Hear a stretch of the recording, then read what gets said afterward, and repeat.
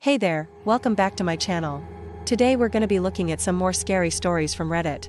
So let's jump into it. I've seen all kinds of things out there, wild animals darting across highways, drivers falling asleep at the wheel, wrecks I'll never unsee. But nothing ever shook me to my bones like what happened on I-80 in Nebraska one cold night last November. Our next Reddit post is from the hyena. I've been driving long haul for almost 15 years. Gone. There was nowhere to go. Just open road and fields. My skin prickled. I got out anyway, flashlight in hand, and walked back toward where I'd seen her.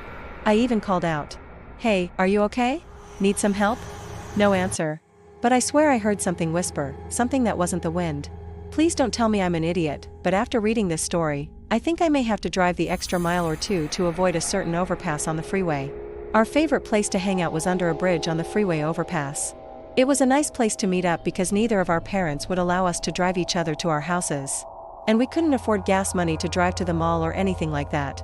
So the overpass became our spot. A voice low and cracked like dried leaves. "Don't stop again." There were support columns that held up the bridge and we would sit between them. He looked at us again and this time he spoke. My girlfriend's father was a logger and wore the same size boots. To this day, I have no idea what happened to that man. Was he homeless? Did he live under the bridge? Or was he some sort of monster that lived in the woods nearby? I'll never know. But I still get the willies when I drive by that bridge. I knew they didn't make that model anymore because he was always complaining that he couldn't find new ones. And if you like this content, check out my podcast where I publish the exact same episodes. Also hit that subscribe button because I put out new videos every single day. So I picked up the boot and tucked it into my shirt. I wanted to show it to my girlfriend's dad and see if it matched his boots. His voice was raspy and sounded like gravel. He said, "Didn't mean to interrupt. Sorry." Then he turned and walked away. His clothes were torn and filthy and he had no shoes on. Then he climbed over the railing of the bridge and disappeared over the edge. We sat there stunned in silence for a moment. Well, he came to a stop in front of us and looked at us like he was expecting us to do or say something. We just sat there awkwardly and he stood there staring at us. One evening we were sitting there and I noticed a guy walking towards us on the bridge. This wasn't unusual. People jogged or walked their dogs on the bridge all the time. But this guy was different. He was walking very slowly, swaying from side to side like he was drunk. He also seemed to be humming to himself and occasionally mumbling. It was close to 2 a.m. I had my rig on cruise control and was trying to stay awake with bad gas station coffee and static-filled country music. Just her, wearing a pale dress that shimmered faintly in my high beams. I assume he landed on something solid and made a lot of noise. After a moment, he started climbing back up the side of the bridge. We froze in fear as he pulled himself up onto the walkway. I slowed down instinctively. I got a daughter myself. Can't just leave someone like that out there in the cold. That stretch of highway is straight and endless, cutting through farmland and forest like a blade. That night, fog rolled in thick, the kind that eats your headlights and swallows the world around you. I didn't want to see what else was out there in that fog. I got back in my truck and drove straight to Omaha. Didn't sleep a wink that night. Kept seeing her face in the fogged up windows, kept hearing that whisper in my ear. That's when I saw her. A woman standing on the side of the road, right in the breakdown lane. No car. No emergency lights. I pulled over a few yards ahead and turned on my flashers.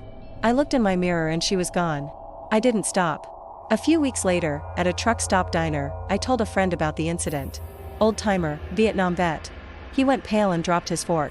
"You saw her," he said, his voice shaking. "That's the I-80 widow. Back in '86, a truck driver ran her off the road out there on a stretch just west of Des Moines. Never stopped. Her body wasn't found till morning. They say she shows up before wrecks or worse." He gave me a hard look. "You never stop for her, son, or you'll be joining her out there." I haven't driven that stretch at night since. Our next Reddit post is from Mr. Shoop. "When I was a teenager, I used to drive across town to visit my girlfriend.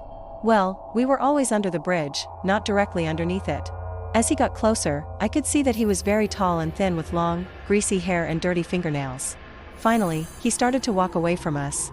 As he did, he continued to mumble to himself. I couldn't make out any of the words.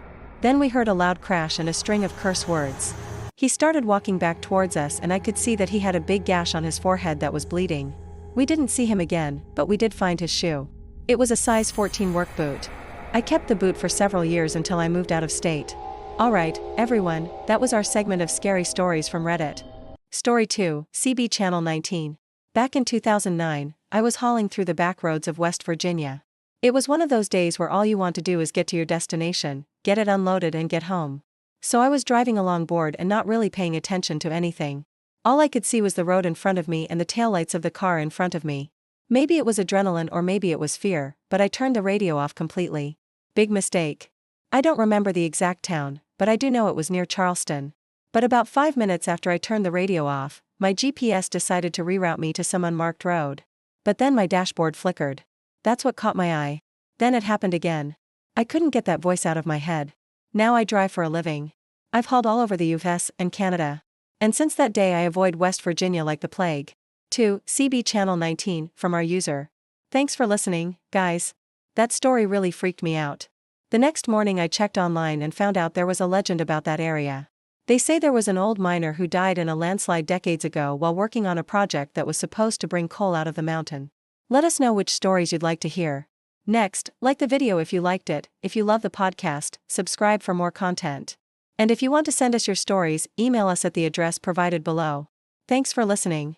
Stay safe and we'll see you next time on Scary Stories Told by Truckers. He and his crew spent months building tunnels and hauling the coal through these mountains. One day the mountain gave way and killed everyone working on the project. I didn't pay much attention to it at first because things happen in trucks. I floored it and didn't stop until I hit Charleston. That's a pretty big city in West Virginia, at least compared to where I was. Once I hit the highway leading into town, my dashboard lights stopped flickering and my GPS quit trying to reroute me. Sometimes the lights flicker when you re-low on power steering fluid or when you get close to a utility line, stuff like that. It wanted me to turn left onto a dirt road between two houses. My headlights were flickering. My dash lights were dimming and brightening and my radio was trying to turn itself on. It tried a few times before I noticed it. Each time it tried, I pushed it back off and each time I did, the voice would come over the radio. I looked at it like it was broken because I distinctly remembered seeing a stop sign there when I passed. But it was giving me directions to turn down that road. Mostly static and the occasional trucker calling out mile markers and stuff like that. But when I hit channel 19, something strange broke through. It was a voice, whispery, faint and warped like an old record. It came over the radio. These were two-lane highways with blind turns and no shoulder, the kind of roads where if you want to pass someone, you have to commit to passing them. No pull-off to let them go around you. You just keep going fast enough to get around them or suck it up and yeah, I had just passed an off-ramp that didn't show on my GPS. But how would this person know? So I switched the channel, hoping to get away from whatever was on the other end of that transmission. Static. Switched again, more static. But then from every channel I switched to, I heard the same thing. And stay behind them for however long it takes for them to find a place to let you pass.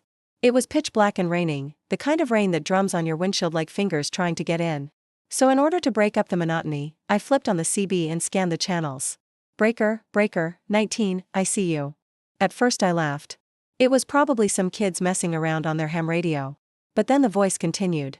Blue Freightliner, muddy license plate, you missed the turn. I laughed it off at first, thinking it was some kind of weird joke. But then it got creepy. My rig was blue and my license plate was dirty from the rain. The voice was coming from everywhere and nowhere. You can't hide on the airwaves. I don't remember what made me do it. I think I drove in silence for about 15 minutes before anything else happened. And since I'm a company driver and I have to follow directions given by my GPS, I figured it must have been wrong and I kept driving straight. But the longer I drove, the worse it got. Turn around now. Or you'll never leave these mountains. I got to my hotel that night and barely slept. I was too spooked out. They say his soul still lingers in the wires and waves and sometimes talks to drivers who get too close to the mountain he's just buried in. And after hearing it, I'm never gonna listen to a CB radio while driving ever again. That was our story. If you like this episode, please leave us a comment below. Yeah, so story number 3 is going to be the creeper in the trailer. This happened to my friend Dave about 20 years ago. Swore he'd never get in a trailer that didn't have a bunks again. So he was hauling freight out of Texas into Arizona, nothing special. It was probably like I don't know, just some pallets of boxed goods. You know, all the boxes were sealed. He stopped at a Love's gas station to stretch his legs and take a piss. That's when he decided to call his dispatch and tell them about the situation. Dispatch told him to keep on keeping on and to report back in an hour. We usually trust that our shippers have done their part and packaged everything properly. And in this case, everything was fine until halfway through New Mexico. The driver watched them tear off the tarps and open the trailer doors. But it wasn't the sound of what was inside the trailer that made him freeze in his tracks. It was the silence. As soon as the officers entered the trailer, he stood up slowly and shuffled forward. And as he approached them, they noticed the deep gouges in the concrete floor made by his fingernails. The shipper signed off on everything. So nothing out of the ordinary. He was pale and gaunt and his eyes were wild and unfocused. The police didn't know it at the time, but Dave was telling the truth. They searched the trailer thoroughly, but other than the man, they found nothing out of the ordinary. He left the cop shop without a word and he hasn't spoken much about it since. These questions have haunted Dave ever since. And while he has never driven a truck again, he still thinks about that night and the look in the man's eyes. We were hanging out at the Flying J on I-40, the one in Oklahoma City, the one that has the truck wash. A few of us were gathered around a table playing cards and swapping stories when one of the guys leaned over and whispered something to me. Because when he picked up the load, it was empty. I followed the trucker out of the parking lot and onto the highway.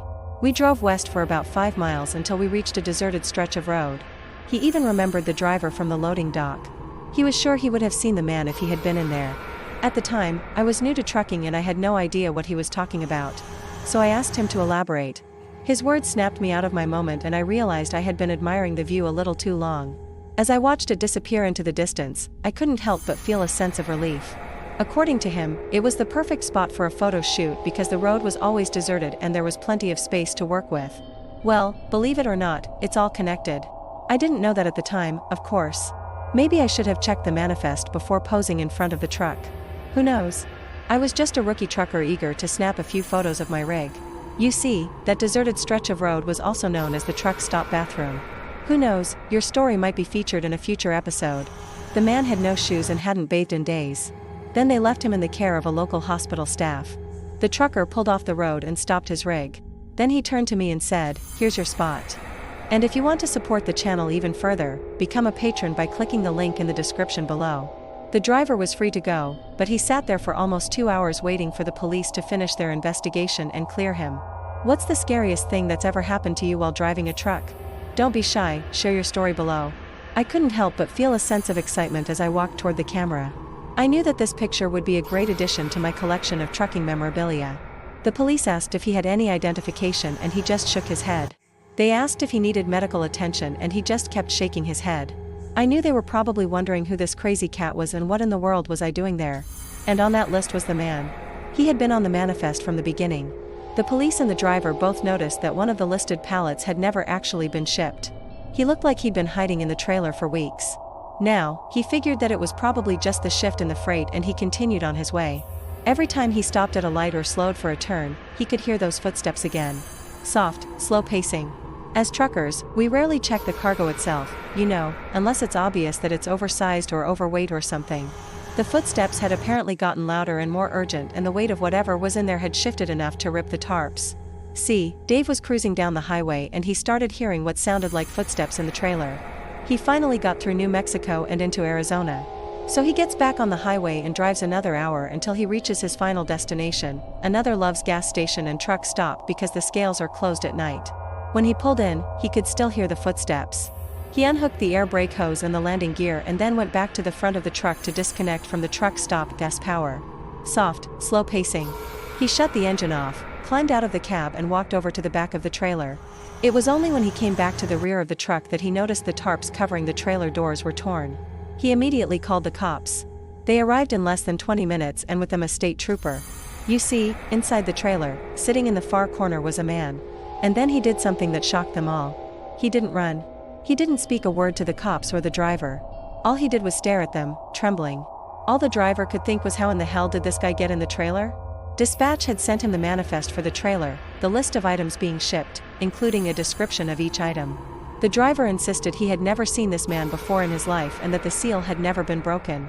They brought the man out of the trailer and placed him under arrest. When they finally approached him and told him he was free to go, he nodded dumbly and began walking away without even gathering his things. But what was that man doing in the trailer? How did he get there? And why did he wait so long to come out? I remember the first time I heard this story. He told me about a place where truckers can go to get their pictures taken in the cabs of their trucks. He told me about a secret location near the truck stop where truckers could pull off the road and have their picture taken in front of their rigs. Intrigued, I decided to take a break from my hand of cards and go check it out. The sun was setting and the sky was ablaze with color as the last rays of daylight faded away. I thanked him and got out of the car. As I stood in front of the truck and struck a pose, I could feel the eyes of the other truckers on me. Suddenly, the driver of another truck that had pulled up behind me shouted, "Hey, you're blocking the road." I quickly moved to the side of the road and let the other truck pass. Now, you might be wondering what in the world does this have to do with truck stop bathrooms? Why? Because it was the perfect place to pull off the road, relieve yourself and blend in with all the other trucks. But after hearing the story of the sleeper in the trailer, I can't help but wonder if maybe I should have been a little more careful. Maybe I could have saved myself and the other truckers a lot of trouble. But hey, you live and you learn, right? Have you ever heard a strange noise while driving a truck? If so, share your experience below. Alright, now it's time to hear from you. If you enjoyed this episode, be sure to hit the like button and subscribe for more trucking tales. Thanks for tuning in, and I'll see you on the road.